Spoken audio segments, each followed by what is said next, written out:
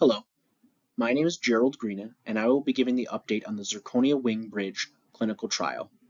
Other researchers on the project are Tyler Peterson, Dr. Joel Janis, and Dr. David McMillan. When considering options for replacing a single missing anterior tooth, the immediate thought goes to implants. However, the high costs make implants financially challenging for many patients. On the other hand, fixed partial dentures are often more affordable but involve the reduction of enamel surfaces. In the pursuit of a non-invasive treatment, the traditional Maryland bridge emerges as a viable option. Yet conventional Maryland bridges, with their metal framework, are prone to debonding, so many providers don't use them. Modern zirconia and advanced bonding techniques could change this. So we believe a modified version of the Maryland bridge could be a great non-invasive option for patients to replace a single missing anterior tooth. So the purpose of this clinical trial is to test the retention and durability of the replacement of a single missing anterior tooth with a zirconia wing bridge that is closely modeled after a Maryland bridge. So here's the design. You can see it there in the picture on the left.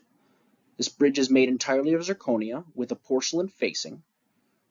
The bridge also features two wings akin to the Maryland bridge, and each wing incorporates countersunk holes, which are designed to increase the bonding surface area and allow the cement to come through and hopefully increase the retention and stability of the bridge. Criteria for the study included a single missing anterior tooth, and both teeth abutting that had to have little to no previous restorations and overall good gingival health. We were able to fabricate 9 bridges for 8 different patients that fit our criteria. And then you can see the summary of all those patients, the date in which their bridge was placed, and the results that followed. Moving forward, I will go through a few of these cases. Here are the results of the clinical trial. As you can see in the pictures here, we got a really nice aesthetic result. That porcelain facing makes the bridge look very natural, and without having to cut away any tooth surface, we were able to get that result. The patients, when we do our follow-ups, are still very satisfied with the results of their placement of their bridge, and many of them have gone very well without debonding or having any complications for 5 to 6 years. We did have a few complications during the trial. This first patient's bridge debonded within a few days of placement. We believe that the issue with the placement of this bridge was due to poor isolation. If you look at the rubber dam in the bottom left corner, it appears like we may have gotten some moisture in during the bonding process.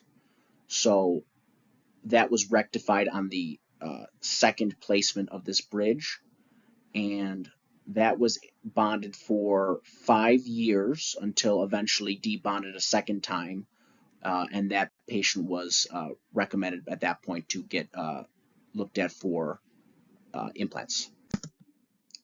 Here you can see on that same patient, this was his second bridge. This one lasted for about 6 years, and the area around the countersunk holes kind of fractured off, so it appears that the stability of the bridge tends to falter at that area of weakness near the countersunk holes.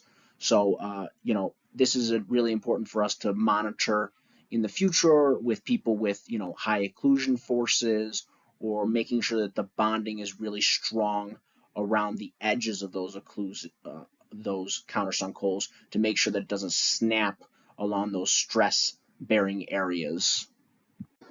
Our only other instance of debonding was this gentleman here, whose bridge was debonded after 11 months.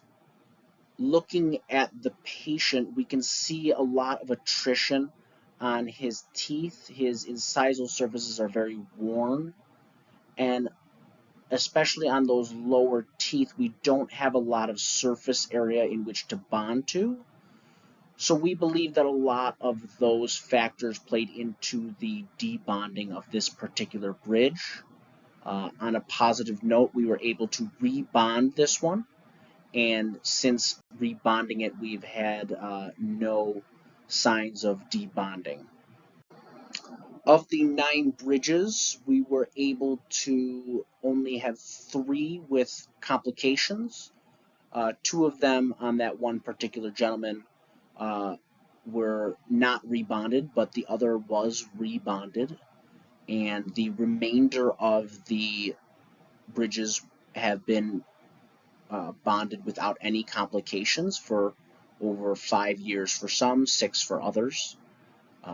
And down below here you can see some more results from our bonding of those bridges. So as a whole, we believe that we got a really nice retentive and sustainable result from this clinical trial. We will continue to follow up with patients and provide results as they come in. If there are any updates, we will continue to update at the next conference. Thank you.